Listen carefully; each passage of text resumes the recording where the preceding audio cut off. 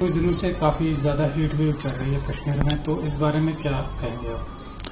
ابھی آپ دیکھیے کئی دنوں سے ہیٹ ویو جاری تھی. پچھلے دنوں میں یہاں بارش ہوئی ہے کئی علاقوں میں، جس کی وجہ سے درجہ حرارت میں کمی ہوئی ہے، اور آج کل یہ نارمل سے 1-2 ڈگری زیادہ چل رہا ہے. لیکن آنے والے دنوں میں موسم میں تبدیلی آئے گی، کہیں کہیں تھنڈر ہونے کے بھی چانسز ہے، کہیں ہلکی بارش بھی ہو سکتی ہے، خاص کر ہلی ایریاز میں.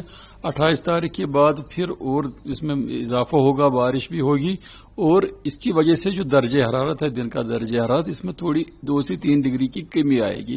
تو آنے والے ایک ہفتے میں ابھی یہ ہیٹ ویو کے کنڈیشنز جو ہے یہ نہیں رہیں گے. تو 1 تاریخ تک موسم بدلتا رہے گا، بارشیں بیچ بیچ میں چلتی رہے گی، اور ٹیمپریچر بھی ہے نارمل ہی رہے گا. اس لیے ہیٹ ویو کنڈیشنز میں آنے والے دنوں میں آنے کی کوئی امکانات نہیں ہے. کیا وجہ تھی کہ اس بار جو ہیٹ ویو ہے وہ زیادہ ہوئی ہے؟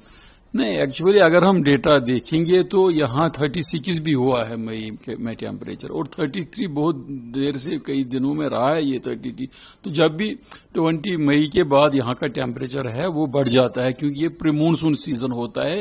اس میں دن اور رات کے ٹیمپریچر میں بڑا فرق ہوتا ہے، اور دن کا ٹیمپریچر بڑھتا رہتا ہے، کیونکہ جب بھی کوئی ویٹ سپیل کی کمی رہتی ہے، کچھ دن کے لیے ڈرائی موسم چل رہا ہے، تو دن کا درجہ حرارت بڑھ جاتا ہے. اور جب یہ درجہ حرارت نارمل سے 5 یا 4 ڈگری زیادہ ہوتا ہے اور 30 ڈگری کو کراس کر رہا ہے، تو اس کو ہم ہیٹ ویو کہتے ہیں. کہ معمول سے زیادہ جو درجہ حرارت آج دیکھی جا رہی ہے، وادی کشمیر میں اس قسم کی صورتحال نہیں ہوا کرتی تھی جس قسم کی آج صورتحال ہے. ہم یہ کہہ سکتے ہیں کہ جو موسم سرما تھا، موسم سرما میں بھی جتنی بارش کی ضرورت تھی وہ بارش بھی نہیں ہوئی، اور اس کے مخالف آج آپ دیکھتے ہیں کہ اس کا نتیجہ یہ ہے کہ شدت کی گرمی محسوس ہو رہی ہے. لوگوں کو طرح طرح کی مشکلات کا سامنا ہے، یعنی کہ جس چیز کے لوگ عادی نہ ہوں، اور اگر وہ چیز ہو جائے تو ڈیفینیٹلی اس کی وجہ سے لوگوں کو مشکلات کا سامنا کرنا پڑ رہا ہے.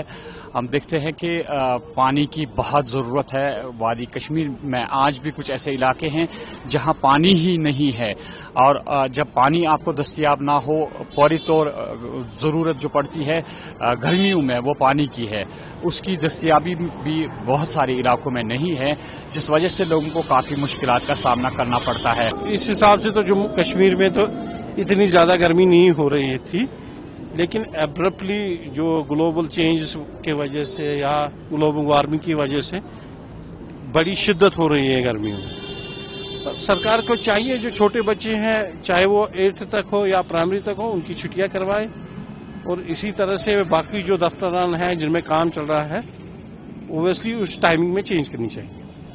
تو لوگ پریکاشن لے رہے ہیں، لوگ تو ویسے بھی پریکاشن لے رہے ہیں، لیکن جو گرمی کی شدت بڑھتی جا رہی ہے، لوگوں کو بھی چاہیے کہ ہیٹ ویو کی وجہ سے وہ دن میں پرہیزی کرے، زیادہ گھومنا پھرنا.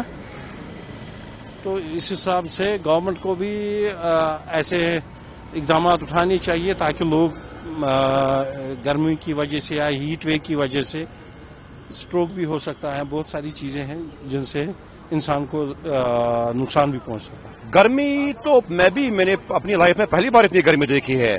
تو ایکچولی میں باہر ہی زیادہ ہوتا ہوں، آؤٹ سائڈ JNK کے، لیکن وہاں پہ بھی مجھے لگتا ہے اتنا اثر نہیں جتنا یہاں پہ اثر ہو رہا ہے. تو آئی تھنک کہ یہ گورنمنٹ کو کوئی گائیڈ لائنز فالو کرنے چاہیے جو انہوں نے ایڈوائزری نکالی ہے، خاص کر جو ایجوکیشنل انسٹیٹیوٹ ہے، ہمارے چھوٹے چھوٹے بچے جو پرائمری کلاسز ہے، یہ ہماری حالت یہ ہو رہی ہے تو ان کی کیا حالت ہو رہی ہوں گی. صبح سویرے اٹھنا، اب انہوں نے کچھ ٹائمنگ بھی چینج کیا کہ ان کو صبح سویرے اٹھو. آج کل بڑا آدمی بھی سویرے اٹھ نہیں پاتا ہے. تو تھوڑا سا مطلب گورنمنٹ کو تھوڑا اس چیز پہ تھوڑا سدھار لینا چاہیے تاکہ ہم اس کو فالو آف کریں.